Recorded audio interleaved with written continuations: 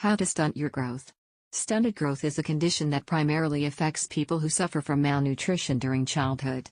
People whose growth is stunted typically have short heights and low body masses for their age group. More dangerous, however, is the fact that people whose growth has been stunted suffer from underdeveloped organs, and, as a result, are vulnerable to premature death. The effects of stunting are permanent. Once a person's growth is stunted, they will likely never make up the gap separating them from a non-stunted person. Unfortunately, in an effort to gain a desired body type, some people actually attempt to stunt their growth on purpose. To be clear, growth stunting is very dangerous and should never be done intentionally, unless one is growing excessively. Part 1. Understanding the danger of growth stunting. 1. Know that stunting is a very serious result of malnutrition. Growth stunting has only been definitively proven to result from malnutrition early in life. Other explanations or anecdotal evidence are almost certain to be false. While certain other factors may affect a person's capacity for physical growth, the distinct medical condition that is full-blown, genuine growth stunting results primarily from malnutrition.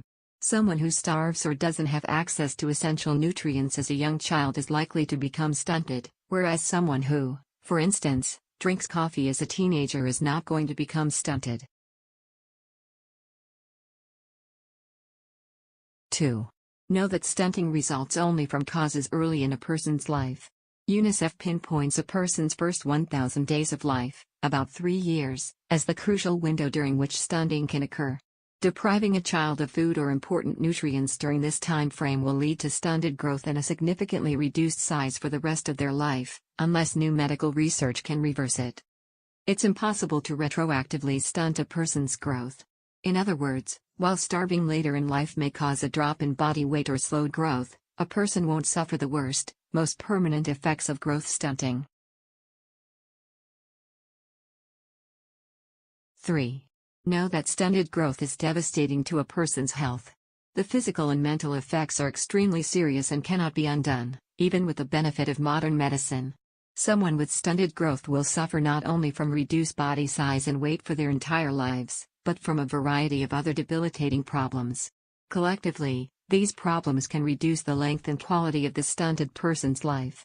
These problems include weakness, delayed brain development, learning disorders/difficulties, disproportionate height/mass ratio, i.e., chubby appearance, underdeveloped bones, delayed organ development, weakened immune system. Part 2. Dispelling myths about growth stunting. 1. Don't remove calcium from your diet.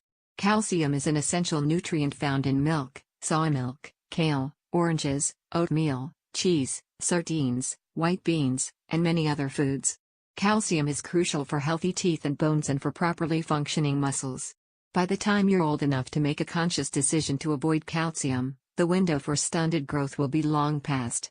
Thus, even though cutting calcium from your diet can cause your height to decrease, it won't technically lead to actual stunted growth. It will, however, lead to the following dangerous symptoms: weak bones and teeth, which can contribute to decay and fracture; faintness, difficulty swallowing, lung spasms, spine and hip pain, brittle nails and hair, anxiety and irritability, loss of mobility, seizures, in severe cases. 2.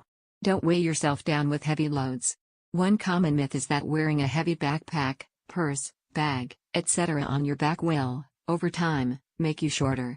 This is untrue. However, wearing a very heavy backpack can alter your posture if you're not careful, leading to a hunched, unnatural appearance that may give the illusion of a difference in height.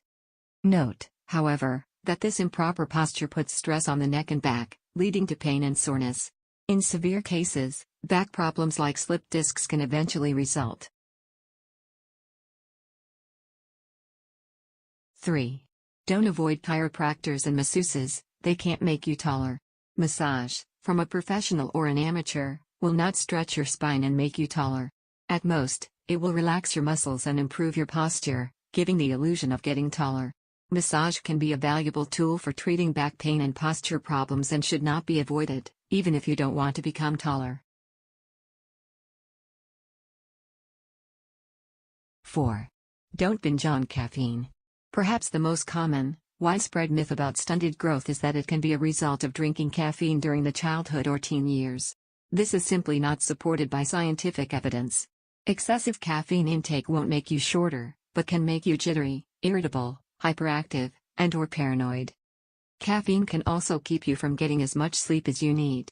This can lead to a weakened immune system, drowsiness, and decreased physical and mental performance, among other symptoms.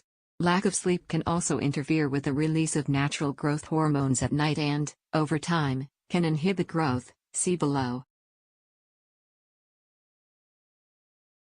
Part 3, Shedding Light on Growth-Inhibiting Factors. 1. Know that anabolic steroids can prevent growth.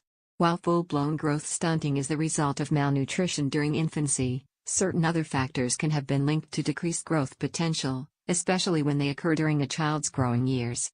For example, the use of certain steroid drugs in children has been linked to lower heights, underdeveloped bones, and more. In fact, even children who use mild steroid inhalers to treat asthma have been found to have heights that are, on average, half an inch lower than those of children who didn't use the inhalers. In general, steroids should only be given to children for legitimate medical problems after being prescribed by a qualified medical professional. Under no circumstances should children take non-prescription steroids. 2. Know that smoking may prevent growth. Along with caffeine use, smoking is popularly cited as a cause of decreased growth. While caffeine's reputation is unfounded, smoking's is supported by some evidence. Some studies have shown that children who smoke, or are frequently exposed to secondhand smoke, are, on average, slightly shorter than those who do not. The existing data, however, is largely inconclusive, so it is inaccurate to say that smoking inhibits growth beyond a shadow of a doubt. What are well documented are the numerous deadly effects of smoking, including heart disease, stroke, osteoporosis, emphysema, cancer, and many others. Quitting or avoiding smoking will increase your energy levels, boost your mood, and improve your overall health. 3. Know that lack of sleep can prevent growth. As noted above, lack of sufficient sleep, especially during crucial childhood years of development, is thought to decrease growth. This is because the body releases natural growth hormones during sleep. If the amount of sleep a person receives is insufficient, these hormones are suppressed. Again, the scientific data linking lack of sleep to lower growth is somewhat tenuous, that linking sleep deprivation to its negative effects is not. Sleep deprivation can lead to drowsiness, irritability, impaired judgment, lower cognitive ability, and, in extreme cases, serious physical and mental problems.